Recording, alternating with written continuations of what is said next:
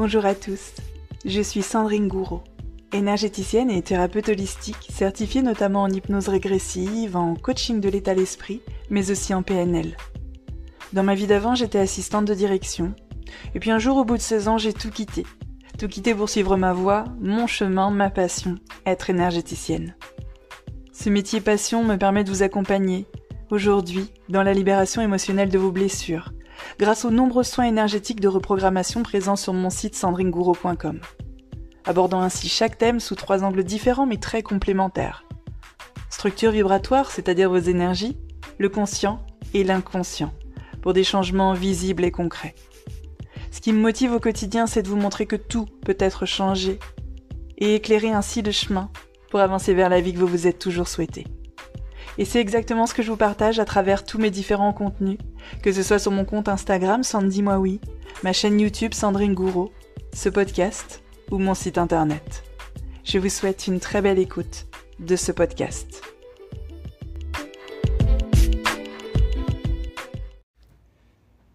Coucou tout le monde, j'espère que vous allez bien. On se retrouve aujourd'hui pour un nouvel épisode de podcast uniquement basé sur vos questions, les questions que vous m'avez envoyées sur le compte Instagram quand je vous ai dit que je préparais un podcast sur le thème de l'entrepreneuriat, de l'entreprise et que j'allais garder les 5 à 10 questions qui sortaient un petit peu du lot par rapport à d'habitude pour vous faire un podcast. Alors, on démarre aujourd'hui avec la question: que ferais-tu différemment ou non au démarrage de ton entreprise si tu pouvais revenir en arrière? Ça, c'est intéressant parce que c'est une question finalement qu'on va souvent me poser dans n'importe quel domaine. Si je pouvais revenir en arrière, qu'est-ce que je ferais de différent? Eh bien, peu importe le domaine, je ferais rien de différent si je pouvais revenir en arrière. Parce que si je pouvais revenir en arrière et que je modifiais quoi que ce soit, j'aurais absolument pas la même chose qu'aujourd'hui. Alors je sais qu'on est toujours tenté de réécrire l'histoire parce qu'il y a toujours eu des petits couacs dont on se serait bien passé. Et pourtant, moi-même, mes petits couacs, vous ne me voyez pas, je fais des guillemets, mais ils ont été super utiles. Alors, oui, je pourrais bien vous dire, alors si je pouvais revenir en arrière, je me lancerais beaucoup plus tôt pour quitter mon emploi de fonctionnaire d'État. Ça serait un mensonge. J'aurais jamais pu le faire plus tôt, j'étais pas prête, j'avais beaucoup trop peur. Je pourrais aussi vous dire que j'écouterais moins les conseils des autres, mais ce serait faux. Parce que quelque part, c'est tous ces conseils que je ne me demandais même pas, mais ça c'est un autre sujet, on va dire, qui m'ont aidé à m'affirmer, à me faire confiance, à tracer mon chemin avec ce que vous voyez aujourd'hui, ma confiance absolue en moi et en l'univers. Je pourrais vous dire aussi que je prendrais dès le départ des professionnels pour plein de choses. Mais non, ce serait faux, encore une fois, parce que j'ai adoré savoir absolument tout faire, alors que je calcule bien, de septembre 2019 à juillet 2020. J'ai créé mon site, j'ai fait la maintenance, je copiais et je collais mes liens de paiement, je faisais les envois manuellement, et même si ça m'a beaucoup fatiguée, parce que j'ai été obligée d'être extrêmement présente, notamment pour les envois manuels, j'ai appris plein de choses. Et aujourd'hui, même si je sous-traite avec des professionnels, je sais absolument tout faire. Et ça, c'est très valorisant. Donc, comme je vous l'ai dit au début, en fait, non. Moi, je ne changerai absolument rien de tout ce que j'ai fait parce que j'estime que tout ce que j'ai fait, c'était la meilleure façon de faire pour en arriver à ce que j'ai aujourd'hui. L'autre question, c'est avantages et inconvénients d'avoir sa maison comme local d'entreprise. Alors, les avantages. Pour les avantages que je vois, c'est le faible temps de trajet pour aller au bureau. Elle est bonne celle-là. J'ai pas beaucoup de chemin à faire, ça me va bien. Vous savez, pour les gens qui me suivent depuis longtemps, vous savez que j'ai eu 4 heures de transport par jour pendant des années. Alors là, on est quoi ? On a 15 secondes qui me séparent de ma chambre à mon bureau. Donc ça va, vous voyez la différence ? Par le passé, j'ai perdu beaucoup de temps dans les transports. Je suis arrivée souvent en retard le soir pour récupérer mes enfants. Et pour mon premier fils, j'ai pas passé beaucoup de temps avec lui quand il était tout petit. Je le déposais chez la nounou le matin, autour de 7h du matin. Je le récupérais presque à 19h et il était au lit à 20h. Et ça, clairement, je veux plus. Voilà, même si mes enfants sont grands aujourd'hui, je veux plus manquer ce genre de temps. Parce que ça ne se rattrape pas, ce genre de moment. Un autre avantage, c'est que je peux faire tout ce que je veux en même temps. Alors, je vais vous donner des exemples basiques. Par exemple, pendant que j'écris un nouvel audio, ou que je fais quelque chose sur le site, j'ai le repas qui est en train de cuire ou un super nouveau gâteau. Je peux contrôler la cuisson, il n'y a pas de souci. J'ai la machine à laver qui tourne, j'ai le robot aspirateur qui tourne ou la vaisselle par exemple. Et je peux aussi me permettre de faire une pause pour aller acheter quelque chose dont j'ai besoin. Je peux aussi m'installer dans plusieurs endroits dans mon jardin pour travailler en étant entourée de tous mes arbres et du soleil. Donc, j'ai aménagé quelques petits coins dans mon jardin pour être bien quand je travaille tranquille. Alors maintenant pour les inconvénients, ouais. Pour moi clairement à mes yeux c'est pas du tout des inconvénients, mais on va le ranger là-dedans, hein, vous en ferez ce que vous voulez, c'est que je travaille tout le temps. Alors même mon travail me rend tellement heureuse que j'ai pas l'impression de travailler, mais clairement je ferme pas l'ordinateur ou le téléphone et puis hop c'est fini, je travaille plus. Non, moi je travaille en permanence. Dans la maison, dans le jardin, en balade, à la plage, au magasin, aux toilettes. Désolée, c'est comme ça. Même quand je suis dans mon lit, parfois j'ai des idées qui me viennent et elles sont trop géniales pour prendre le risque de les oublier. Je l'ai fait par le passé, de me dire ah, c'est pas grave, là c'est fini. Non, parce qu'après je ne m'en souviens plus. Ou alors je me souviens peut-être d'un morceau, mais j'arrive plus à le tourner de la manière aussi géniale que la première fois. Donc maintenant, je prends plus le risque de les oublier. Je me relève pour aller les enregistrer quelque part sous forme écrite quand j'aurai plus de temps pour en faire quelque chose. Mais je vous le redis, moi à mes yeux, c'est pas un inconvénient parce que c'est une véritable passion. Mais j'imagine peut-être que pour vivre avec moi, ça pourrait passer pour un inconvénient. Ça, je sais pas, faudrait demander de l'autre côté. Est-ce qu'il y a un moment où on se satisfait de ce que l'on a ou on en veut toujours plus ? Je pense que les deux ne sont pas incompatibles. Et d'ailleurs, pour moi, c'est la base de ne pas les rendre incompatibles. Par exemple, j'avais reçu un message pour me dire « T'as pas peur d'être dans l'ingratitude, à vouloir toujours plus que ce que t'as ?» Moi, je pense que la problématique se situe quand on oppose le fait d'être satisfait de ce que l'on a avec le fait de vouloir toujours plus. Pour moi, il faut être reconnaissant de tout ce que l'on a déjà, et donc être satisfait de ce que l'on a. Mais quand on a conscience qu'on est fait pour faire de grandes choses, il est normal selon moi de vouloir toujours plus. Quand je vois ce que je suis capable de faire avec peu, je sais que je pourrais faire des trucs encore plus dingues avec beaucoup plus. Donc moi, je ne vais jamais cesser d'être reconnaissante pour tout ce que j'ai et je suis très très satisfaite de tout ce que j'ai. Mais clairement, je veux plus, je l'affirme, je l'assume, je veux plus pour faire plus et toucher encore plus de monde, pour aider encore plus de gens à aller encore plus mieux. Voilà, c'était pour mettre des plus partout. Est-ce que la vente a toujours été simple pour toi et quels conseils nous donnerais-tu ? Alors, non. Allez, question suivante. Non, la vente, ça n'a jamais été simple pour moi. D'ailleurs, c'est quelque chose qui me rebute. Ça et la publicité. Je pense pas que je suis naturellement faite pour ça. Et je me souviens d'ailleurs quand je faisais la brocante, ça date maintenant, avec mon petit frère quand on était petit et ma tante, je préférais être celle qui gérait les sous dans la banane que celle qui était mise devant le stand pour supporter les interminables négociations avec les clients. Je pense qu'on a tous des forces et des faiblesses et qu'on peut travailler d'ailleurs sur tout ce qui ne semble pas naturel pour nous. Mais c'est vrai que ce côté-là ne m'intéresse pas. La vente et la publicité, c'est vraiment pas quelque chose qui m'intéresse. Donc la vente, ça n'a jamais été quelque chose de naturel pour moi et ça ne l'est toujours pas aujourd'hui. La seule différence, c'est que je crois, alors à un point inimaginable, en tout ce que je fais et en tout ce que je propose et en la qualité de mon travail et en mon chemin de vie, etc., ma vision personnelle et être faite pour faire de grandes choses. Donc c'est sans doute ma partie spirituelle qui donne cette réponse, mais je pense qu'aujourd'hui je ne vends pas, j'attire. Et c'est vraiment comme ça que je vois les choses. Je ne vends pas aujourd'hui, je ne vends pas, j'attire.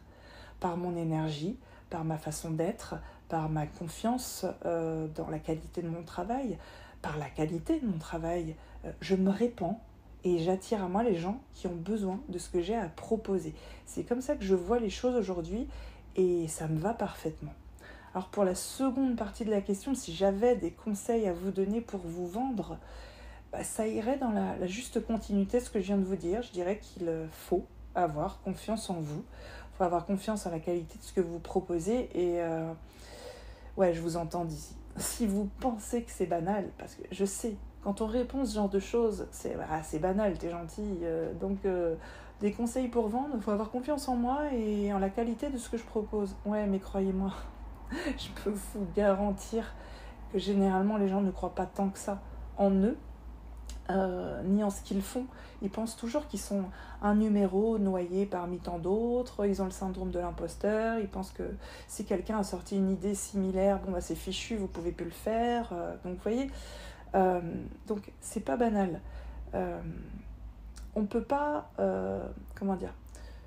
si vous pensez que c'est banal et qu'on peut le trouver ailleurs, c'est moyen quoi, c'est moyen. Je sais pas comment vous le dire autrement. En revanche, si vous pensez que vous êtes extraordinaire et qu'il est impossible de trouver la même qualité en tout point ailleurs, là vous avez tout bon selon moi. Et si, je rajouterais, c'est pas dans la question, mais si cette petite partie vous chatouille, à chaque fois que je dis que je suis faite pour faire de grandes choses, que mon travail est extraordinaire, que moi-même, mon regard, il est vraiment extraordinaire, moi j'ai un talent particulier, si ça vous chatouille, vous savez où regarder. Parce que finalement, après tout, que moi je me trouve extraordinaire et que que je trouve mon travail extraordinaire, ça ne vous impacte pas. Si ça vous chatouille un petit peu, si vous avez des pensées comme non, attends, pour qui elle se prend, n'exagérons pas non plus, vous savez où regarder. Vous devriez, pour savoir vous vendre, entre guillemets, attirer, moi je le vois plutôt comme ça, penser exactement la même chose. Que vous êtes extraordinaire et que ce que vous proposez est extraordinaire et trouvable nulle part ailleurs. Question suivante, comment calcules-tu ton salaire ? Fixe ou il change tous les mois ? On va parler de sous. Ouh là là. Alors pour mon salaire, quand j'ai démarré mon entreprise, je pensais que j'avais besoin d'une très grosse somme tous les mois pour vivre.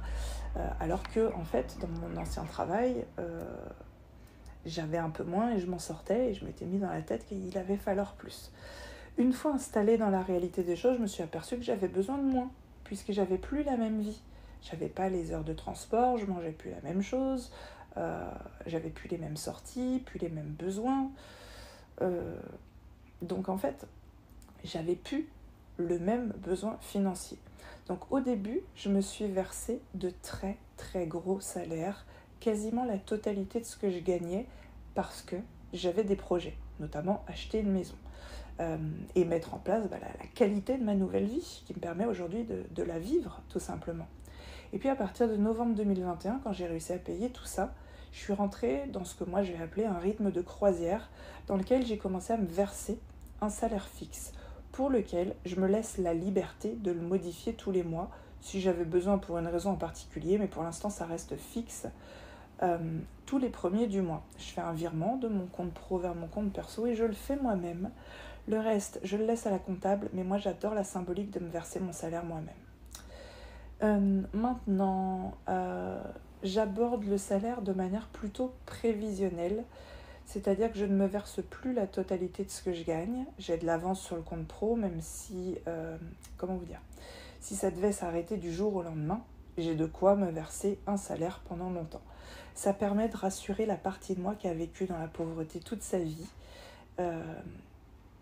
Il faut satisfaire ces parties-là de nous. Voilà, ces parties de nous qui sont blessées parce qu'elles ont vécu quelque chose, il faut arriver à les satisfaire parce qu'on ne peut pas les gommer totalement. Donc moi, ça permet de rassurer la partie de moi qui a vécu dans la pauvreté toute sa vie.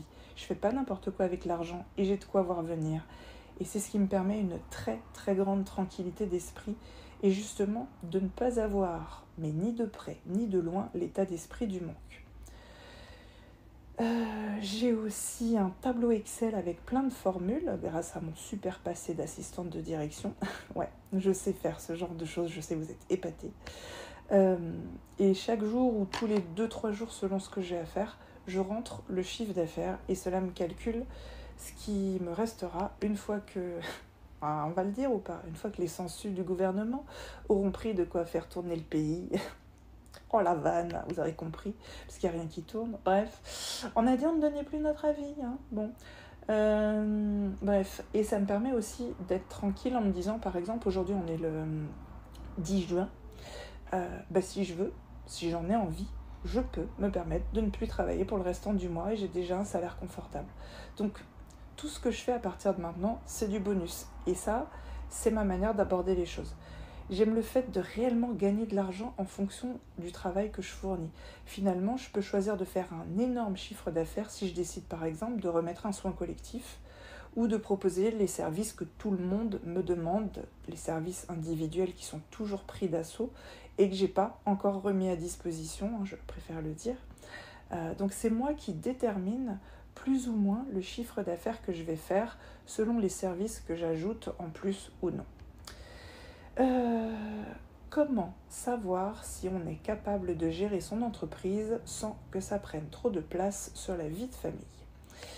Alors là, j'ai envie de dire c'est un peu compliqué parce qu'on n'est pas tous pareils. Surtout, j'ai envie de dire, donc je vais le dire. Encore une fois, quand on se pose la question, c'est rare que ce soit le bon moment. Dans la question en elle-même, on sent qu'il y a des peurs. Moi, je me suis pas trop demandé, je me suis pas demandé du tout d'ailleurs une seule seconde si ça allait prendre trop de place dans ma vie de famille. Alors, je dis pas que c'est bien ou que c'est pas bien, mais je me suis pas posé la question du tout parce que je savais que c'était le chemin que je devais prendre. Donc, dans ma logique spirituelle à moi, je trouverais forcément à m'organiser en conséquence. Et par exemple, au tout début, quand pendant plusieurs mois, donc de septembre 2019 à mars 2020, j'avais encore mon ancien emploi et qu'on habitait Paris, et que j'avais encore tous mes transports, etc. Je me levais vraiment de bonne heure pour travailler environ 2 heures sur mon entreprise, donc de 5h à 7h du matin. Ensuite, je m'occupais de mes enfants, je déposais tout le monde à l'école, je partais prendre mon métro. Le midi, sur ma pause déj, je prenais un sandwich, je travaillais sur mon entreprise pendant 1 heure à peu près. Le soir, je reprenais mon métro, je récupérais les enfants, je faisais à manger, je passais du temps avec eux, je les mettais au lit et je travaillais, une fois encore, sur mon entreprise. Alors, selon les jours, c'était jusqu'à minuit, 1h du matin, 2h du matin. Alors oui, très honnêtement, j'en ai déjà parlé, ça a été une période très, très fatigante de ma vie. Mais je savais pourquoi je le faisais, je savais que c'était nécessaire. Je savais que les efforts que je fournissais à cette époque-là, je n'aurais plus à les fournir par la suite. Quand tu pars de rien et que tu as 0 audio, tu as beaucoup de travail à fournir. Aujourd'hui, il y en a plus de 300. Je peux me détendre et me consacrer autant que je veux à ma vie de famille. Alors parfois au grand détriment de mes enfants, qui aimeraient peut-être me voir un peu moins, mais au moins je les accompagne. Je les accompagne le matin au portillon, et pas plus loin parce que le collège, le lycée, toi-même tu sais, on veut pas de toi devant tout ça. Le midi, je mange avec eux. Ils n'ont pas les mêmes horaires, donc généralement je prends le plat de résistance avec un de mes garçons et je prends mon dessert avec mon second qui arrive un petit peu après. À la fin de leur journée, je suis encore là. Quand tout le monde revient de l'école, je peux faire les devoirs avec eux. On se fait un resto chaque semaine, un cinéma chaque semaine si on trouve un film. Je leur fais découvrir plein de très vieux films. On regarde des documentaires ensemble et on en discute. Je suis vraiment heureuse parce que je leur consacre énormément de temps et c'est du temps de qualité. Ce que je ne pouvais pas faire avant parce que j'étais épuisée par ma propre vie. Alors pour répondre un peu plus à la question, même si je ne peux pas y répondre en fait, parce que c'est à chacun de savoir s'il va pouvoir y arriver ou non. Moi ce que je pense en revanche, c'est que si tu as confiance, si tu sais que tu t'en sortiras toujours, c'est mon état d'esprit ça, si tu fais ça pour les bonnes choses et que tu as une réelle vision de vie et que tu te sens appelé à te mettre à une certaine place, oui, il y aura probablement quelques sacrifices à faire, de la fatigue au début, mais clairement sur le long terme, ça sera forcément, encore une fois c'est mon point de vue et mon état d'esprit, ça sera forcément extrêmement payant à tout point de vue. Question suivante. Penses-tu que d'avoir déjà une belle communauté Instagram avant de démarrer ton entreprise t'a aidé ? Ça c'est intéressant comme question, c'est pour ça que je l'ai sélectionnée d'ailleurs. Parce que ça c'est une question qu'on m'a vraiment très souvent posée. Et là je vais vous dire quelque chose de particulier. J'avais une amie qui avait fait des formations en même temps que moi et qui m'avait dit que c'était pour cette raison-là que elle, ça ne marchait pas et que moi, ça marchait. Parce que j'avais déjà une belle communauté Instagram avant de démarrer mon entreprise. Moi, en revanche, je ne suis pas du tout d'accord. Je ne suis pas du tout d'accord parce que ma communauté Instagram, quand je me suis lancée pour créer mon entreprise, je devais avoir environ 18 000 abonnés. Et surtout, pour ceux qui sont là depuis longtemps, vous le savez, normalement, j'avais une communauté basée uniquement sur le fitness et la musculation, uniquement sur ça. puisque j'avais même un autre pseudo, je m'appelais Sandrine, alors il devait y avoir des tirets, hein, mais bon, Sandrine, Healthy Life, que j'ai changé par la suite parce que je le trouvais trop réducteur. D'ailleurs, pour la petite histoire, un beau jour dans le jardin de mes grands-parents, il y avait à la radio la chanson d'Erita Mitsuko, Dis-moi oui Andy, et j'ai tout de suite pensé à Dis-moi oui Sandy, Sandy, Sandy, dis-moi oui, Sandy, dis-moi oui, voilà. Donc, quand j'ai fait mon virage, donc ça correspondait à ma vie en fait, hein, il s'est passé des choses dramatiques dans ma vie, et voilà, donc quand j'ai fait mon virage du fitness au développement personnel, je pouvais plus parler en fait, quand il s'est passé tout ça dans ma vie, je pouvais plus parler que du fitness, parce que ma vie déjà, il n'y avait plus de fitness à cette époque-là, quand tu n'as que des drames qui te tombent dessus, que ta vie s'écroule en entier, moi je me suis tournée vers, j'ai trouvé ma lumière en quelque sorte, mon salut, vous dites tout ce qu'on veut, mais c'est le développement personnel, c'est pour ça que j'en parle autant avec passion aujourd'hui. Moi, le développement personnel, ça a transformé ma vie, ça a sauvé ma vie, ça m'a sorti de là, et je sais qu'il y en a beaucoup qui n'aiment pas le développement personnel. Pour moi, c'est dommage, parce que franchement, ça a transformé ma vie. Donc quand j'ai fait mon virage du fitness au développement personnel, je peux vous garantir que tout le monde ne m'a pas suivi. J'ai stagné en nombre d'abonnés, mais pendant de nombreuses années, jusqu'à environ octobre 2023. C'était il y a moins d'1 an. Hein. C'était le temps que ma communauté se refasse complètement, avec, moi j'appellerais ça un grand roulement. Tous ceux qui étaient là pour le fitness sont partis, parce que le développement personnel, ça les intéressait pas du tout, pendant que les gens qui étaient intéressés par le développement personnel arrivaient. Et j'ai stagné, mais vraiment stagné complet, jusqu'en octobre 2023, avec un très grand remplacement de mes abonnés. Et c'est à partir d'octobre 2023 que les choses ont commencé à exploser, parce que j'ai une autre posture. Voilà, la Sandrine d'octobre, la Sandrine d'aujourd'hui, c'est déjà une version plus par rapport à la Sandrine d'octobre 2023. Et la version Sandrine octobre 2023, c'est la version plus de la Sandrine, je sais pas moi, de janvier 2023. Donc j'ai énormément évolué, ma posture d'experte entre guillemets, de toute façon vous le voyez quand vous me suivez, tout ce que je peux dire, je ne l'aurais pas dit il y a encore 6 mois ou 1 an, que je suis à ma place, que je veux plus grand, que mon travail est extraordinaire, que je change des vies, etc. Ça c'est une posture que j'ai aujourd'hui que j'avais pas encore il y a 6 mois. Donc, est-ce que ma grande communauté m'a aidé dans le lancement de mon entreprise ? On va la poser sous une autre forme. Est-ce que ma grande communauté fitness m'a aidé dans le lancement de mon entreprise de développement personnel ? J'ai envie de vous dire pas vraiment, hein, puisque c'était pas le sujet pour lequel on me suivait. Mais après, c'est toujours pareil. On voit le chiffre aujourd'hui, on se dit, elle est suivie par 30 000 personnes, ça l'a aidé. Non, du coup, puisque moi j'étais dans le fitness. Ce qui est intéressant, néanmoins, c'est que je reçois quasiment tous les jours des messages pour me dire « Sandrine, j'aime bien ça. Je te suivais à l'époque du fitness et je suis partie quand tu as commencé à parler du développement personnel parce que ça ne m'intéressait pas, parce que je trouvais que tu étais trop perchée, parce que je trouvais que tu étais trop donneuse de leçons, etc., etc. » Et je retombe sur toi au hasard qui n'existe pas plusieurs années plus tard et je vois qu'on a évolué dans le même sens et ce que tu dis aujourd'hui me parle énormément. Je pense que ce qui m'aide avant tout dans mon entreprise, c'est ma personnalité, c'est mon énergie, c'est ce que je diffuse à chaque fois que je prends la parole. Pour moi, je vois ça comme un parfum. Vous savez, j'ai un parfum, c'est Hypnotique Poison de Christian Dior. Je l'aime d'amour depuis des années. Et partout où j'allais, j'avais un sillon qui restait derrière moi.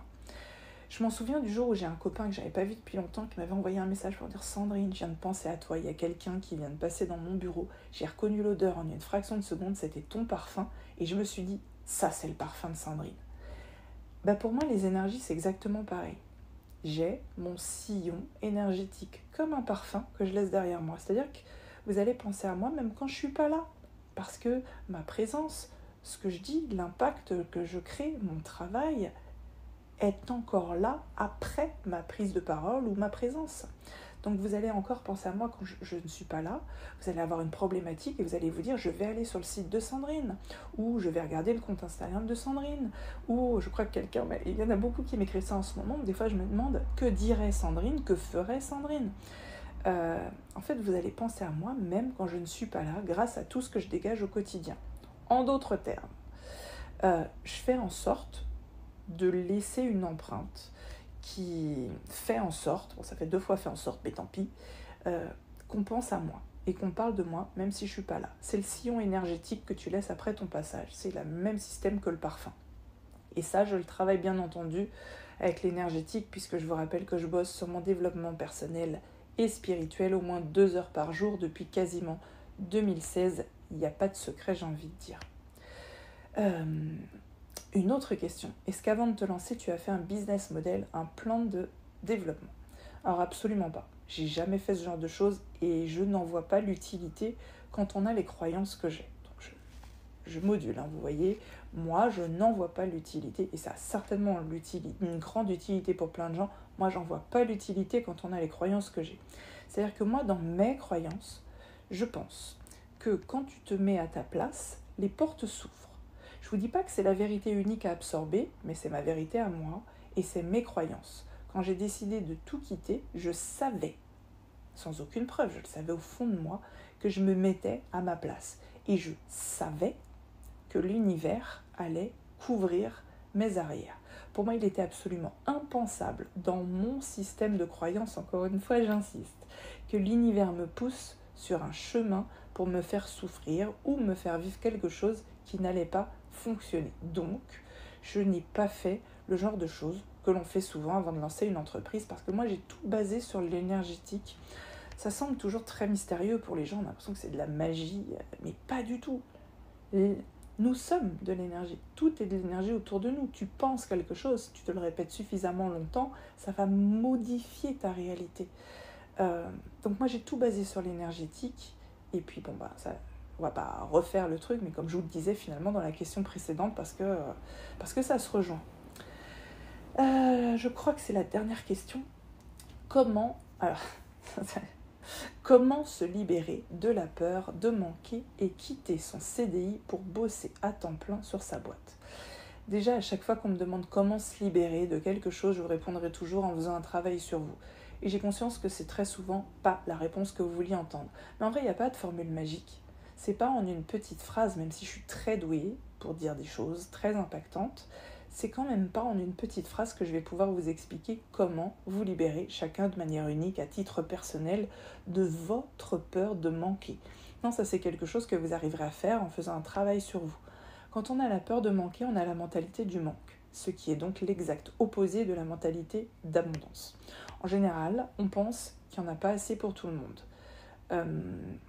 Et quand on pense qu'il n'y en a pas assez pour tout le monde, on voit les choses de manière limitée. C'est-à-dire avec l'état d'esprit du manque. Si c'est limité, il n'y en aura pas pour tout le monde. Donc, ça va manquer. C'est ça qui tourne dans l'état d'esprit du manque et c'est là-dessus que vous devriez aller bosser pour aller vers un état d'esprit d'abondance et surtout avoir une confiance absolue dans ce que vous faites. Moi, vous savez, j'aime pas faire des généralités. Néanmoins, de toutes les personnes que j'ai pu voir autour de moi ou les personnes que j'ai eues en accompagnement, il n'y a pas une seule personne qui a pu avoir un beau succès dans son entreprise sans croire, dur comme fer, à ce qu'elle proposait. Je ne vous dis pas que ça n'existe pas, mais de ma vie, je n'ai jamais vu quelqu'un qui ne croit pas dur comme fer à ce qu'il fait, en son talent particulier, son regard particulier, son côté extraordinaire pour impacter le monde, avoir du succès. Donc peut-être que ça pourrait être la piste première, je pense qu'on va s'arrêter là-dessus parce que c'est déjà suffisamment long. Ça pourrait être la piste première pour vous libérer de plein de peurs, c'est-à-dire de croire avec une force énorme à ce que vous faites et à l'impact que ça va avoir sur le monde. C'est pas être égocentrique, c'est pas... si vous pensez que c'est égocentrique, que c'est exagéré, que c'est oh là là mon Dieu, pour qui on se prend, etc., allez voir ce qui se cache de ce côté-là. Peut-être que quand vous étiez petit, on vous a dit, dès que vous vous faisiez un compliment, on vous a demandé pour qui vous vous preniez, ou on vous a fait comprendre que, tu sais, il faut pas dire que t'es ceci, t'es trop cela, dis pas que t'es intelligente, dis pas que t'es trop jolie, parce que les gens, ils aiment pas trop, on va t'appeler Madame la prétentieuse. Essayez d'aller regarder de ce côté-là, si ça vous gêne, à chaque fois que je mets en avant finalement notre côté extraordinaire à tous. Et si vous avez du mal à croire à ce côté extraordinaire qui, je termine là-dessus, que vous décidiez ou non de le voir, que vous décidiez ou non de le développer, il est déjà là. Par contre, il faut que vous en preniez conscience et que vous alliez le chercher pour le mettre en avant. Mais il est déjà là. Merci beaucoup de m'avoir écouté jusqu'au bout. Il fait presque 30 minutes. Je pense qu'on a perdu tous ceux qui n'ont pas le temps dans leur vie pour écouter un podcast pendant 30 minutes. Mais c'est pas grave, on les retrouvera l'année prochaine. On les retrouvera à la fin de l'année en train de se plaindre au moment du bilan que « Oh là là, dis donc, pourquoi les autres ils avancent dans leur vie et pas moi ? C'est une question de chance. » Mais écoutez, Marie-Josiane, je n'en vois pas du tout d'autres raisons. Bref, arrêtons-nous ici. Moi, je vous embrasse. Je vous remercie beaucoup d'accueillir, d'écouter, de faire vivre tout ce que je vous propose. Merci beaucoup. Je vous dis à un prochain podcast et à très vite.